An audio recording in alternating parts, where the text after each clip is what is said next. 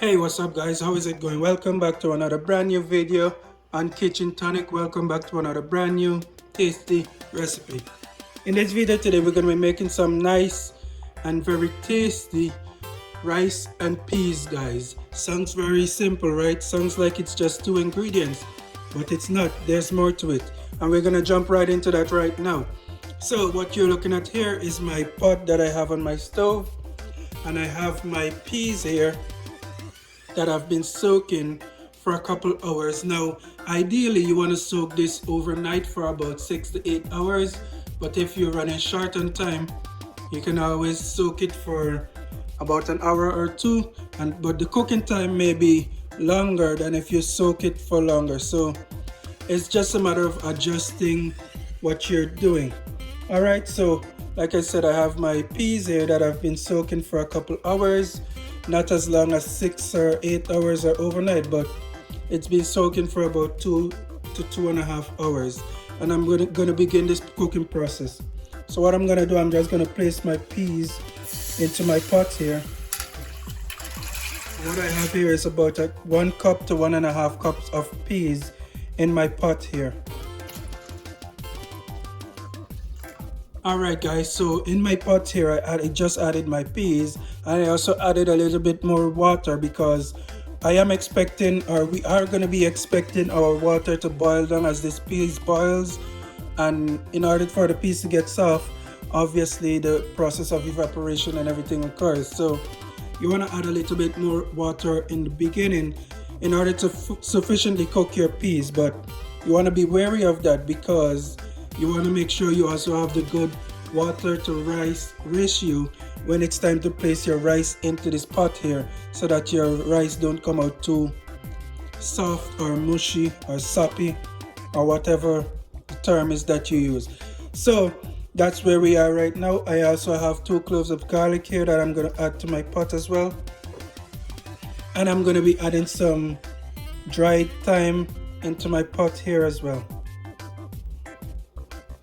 And what I'm going to go ahead and do now, I'm going to cover this pot and I'm going to allow it to boil for about an hour to 2 hours, with of course occasionally checking to make sure that everything is going right, and make sure that it doesn't boil over, guys, because we are going to cover this pot here and it's going to have the possibility of boiling over, so you want to keep an eye on it. So that's where we're at, and I'll see you guys in about 2 hours. Alright guys, so here we are 1.5 hours, closer to 2 hours later.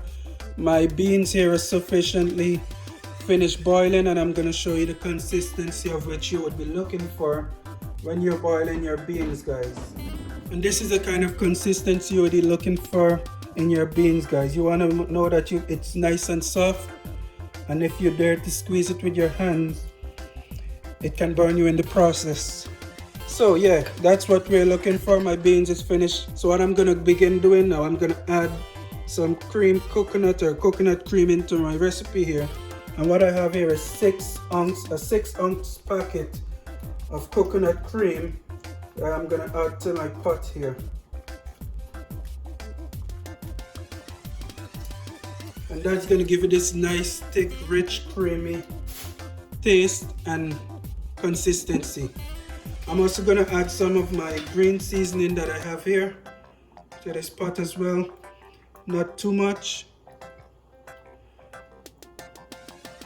And I'm going to add some all-purpose seasoning to this dish as well. I won't be adding any salt, guys. So the salt that you will be adding is based on your liking or your taste, or however you prefer, but for me today I won't be adding any salt. I'm also going to be adding some pimento beans or beads to my pot here as well today. And now I'm going to give this a nice mix. Alright guys, what I'm going to go ahead and do, I'm going to go ahead and add my rice to this pot as well. And what I'm adding here is 3 cups of rice, guys.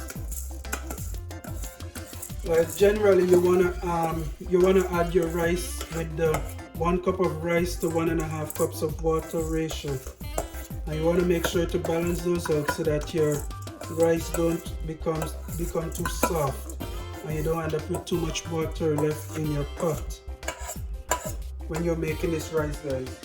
Now, of course, it is easier to add water than to remove it. And what you're gonna go for here, you want to use the general rule of thumb that your rice should be about 1 inch below your water content here.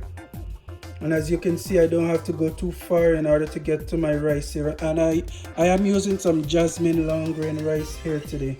Alright guys, so I'm gonna cover my pot here and wait till it comes to a boil, and then I'm gonna reduce the heat to low heat and allow my rice to cook. Okay, so I'm gonna place the lid on for a couple minutes until the water starts to boil, and then you're gonna reduce your heat to low heat until your rice is finished cooking. Alright guys, so a quick update. What I went ahead and did, I went ahead and added these 2 dried peppers in there as well to give it a nice little kick and a nice little flavor.